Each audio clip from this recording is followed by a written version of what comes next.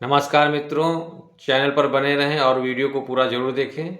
आज हम लोग बात करेंगे यूजीसी का जो नया कानून आया है, इसके जो नए नए नियम लागू कर दिए गए हैं यूजीसी के, उन पर चर्चा करेंगे।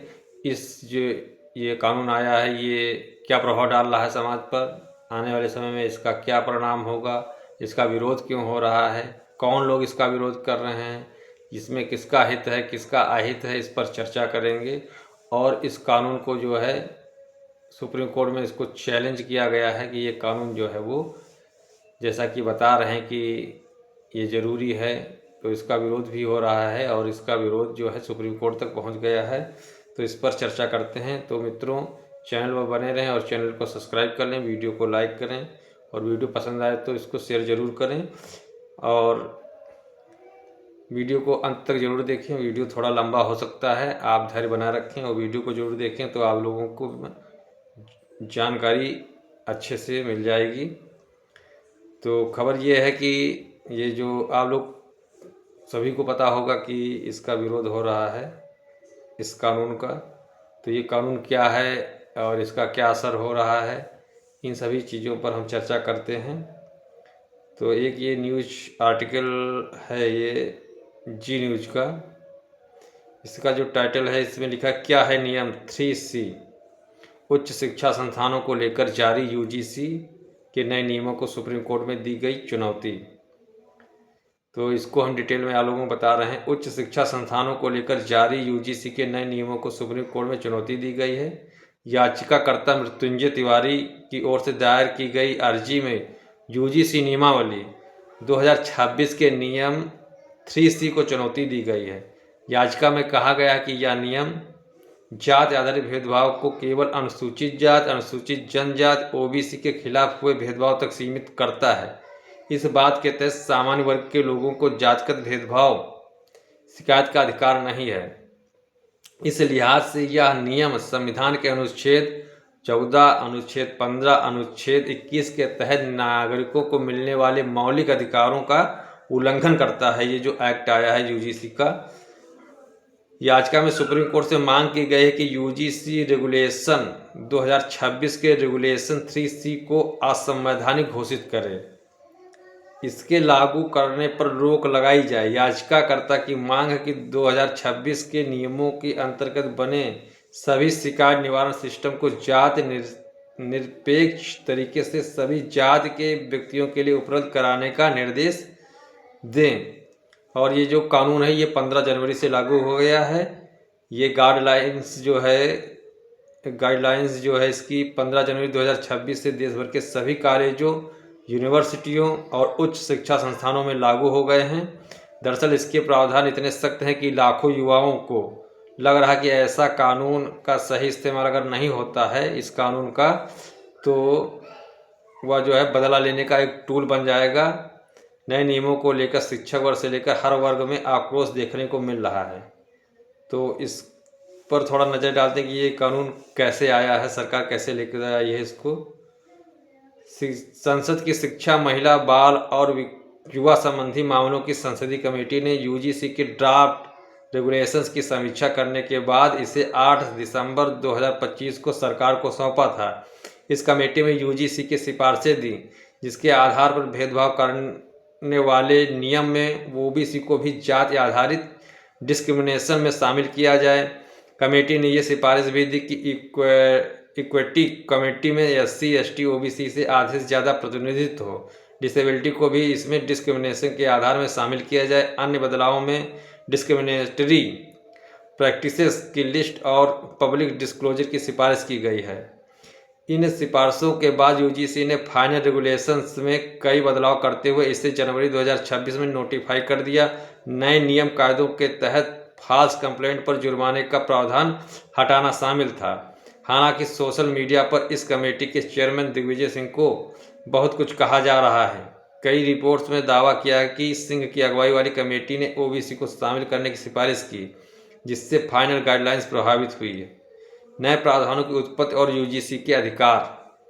नए फरमान के बाद अब सभी उच्च शिक्षा संस्थानों को एक इक्विटी कमेटी बनानी होगी, जिसमें SC, ST, OBC और जो ये दिव्यांग हैं महिलाओं के प्रतिनिधि शामिल किया जाना अनिवार्य होगा। जाति आधारित भेदभाव को स्पष्ट रूप से परिभाषित किया गया है जो SC, ST और OBC के सदस्यों के खिलाफ होता है। अब भेदभाव की शिकायतों के लिए 24 आवर्स हेल्पलाइन और सख्त समय सीमा तय होगी।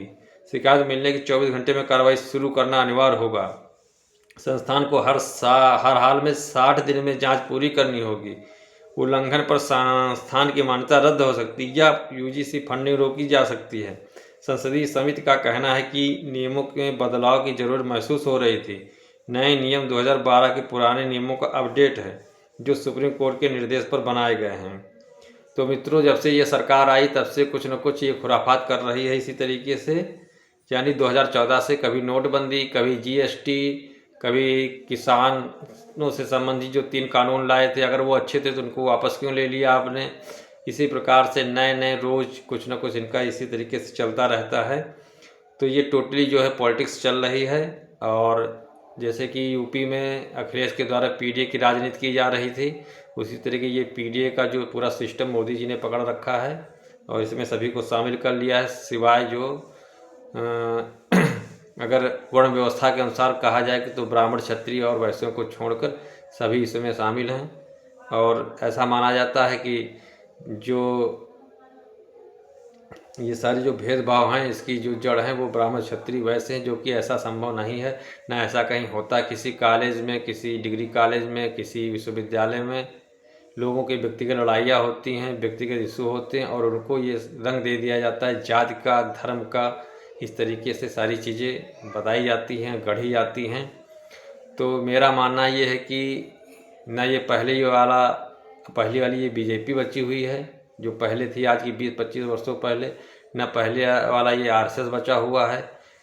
मुझे तो ऐसा लगता है कि इन दोनों संगठनों में जो कम्युनिस्ट लोग हैं वो इनमें घुस चुके हैं और जो विपक्ष में जो बैठे नेता हैं वो भी कम्युनिस्टों से प्रभावित हैं और उन्हीं के जो इशारे पर सारे काम हो रहे हैं। यानी जो विपक्ष मांग करता है, जैसे कि जाति जनगणना की मांग विपक्ष की थी, सरकार ने स्वीकार कर लिया, अब उसको लागू कर दिया है, अब जाति जनगणना होगी।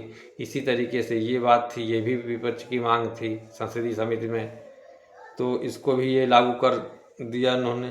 तो कुल मिला के ये है कि जो कम्युनिस्ट विचारधारा है या वामपंथी लोग हैं, ये हर एक जगह व्यक्तियों के बीच में, हर जगह कहीं ना कहीं ये ऊंच नीच, विवाद, ऐसी ही चीज़ें ढूंढते रहते हैं और उनको मुद्दा बनाते हैं और उसके ट्रैप में जो भी सरकारें हैं, जो भी पार्टियां हैं वो फंसती जाती हैं। और इसी तरीके से बांटो और राज करो का फार्मूला जो वामपंथी लोग करते हैं और वही सब चला रहे हैं, क्योंकि यूनिवर्सिटियों में, राजनीतिक पार्टियों में, हर जगह वामपंथियों का बोलबाला है और वो लगातार बोलते रहते हैं, चीखते चिल्लाते रहते हैं, उनकी ही बात सरकार सुनती है। जो राष्ट्रवादी लोग हैं, जो देशभक्त लोग हैं, जो देश का हित चाहते हैं, जो समाज में सभी वर्गों का हित चाहते हैं, उनकी कोई सुनवाई नहीं है, ना उनकी कोई बात करने वाला है और ना जो नेता उनकी सुनते हैं। जो भी ऊंची जातियों से आए हुए नेता हैं, चाहे वो जिस पार्टी में हों, वो अपने जिस वर्ग से आते हैं उन वर्ग के हित की भी बात नहीं करते हैं। यानी जो सवर्ण जातियां हैं उनके साथ किसी प्रकार कोई भी मामला बन जाए वो उनका पक्ष भी नहीं लेते हैं और जो ये कानून आते हैं इसका भी विरोध नहीं करते हैं। तो आप समझ सकते हैं कि वोट बैंक के लालच में लोग किस तरीके से कानून ला रहे हैं और क्या क्या कर रहे हैं। इससे आने वाले समय में जो है कि ये जो जिनको हम सवर्ण जातियाँ कहते हैं कितना प्रभावित होंगे और किस तरीके से, एक तरीके से यूनिवर्सिटी नहीं वो जेल बन जाएंगे, ऐसा मेरा मानना है। तो दोस्तों, इस एक्ट का विरोध करना चाहिए और ताकि सरकार जो है बैकफुट पे जाए और इस कानून को वापस ले। देश में संविधान का रूल है, कानून हैं और सारी चीज़ें हैं, तो इस तरीके कानून नहीं लाना चाहिए जिससे कि समाज में और भेदभाव बढ़े, लोगों के बीच जो है और वैमनस्यता बढ़े। ऐसे कानून कभी नहीं लाना चाहिए। इस कानून का हम विरोध करते हैं, आप लोग इसका विरोध करें। वीडियो पसंद आए इसको लाइक करें, चैनल को सब्सक्राइब कर लें।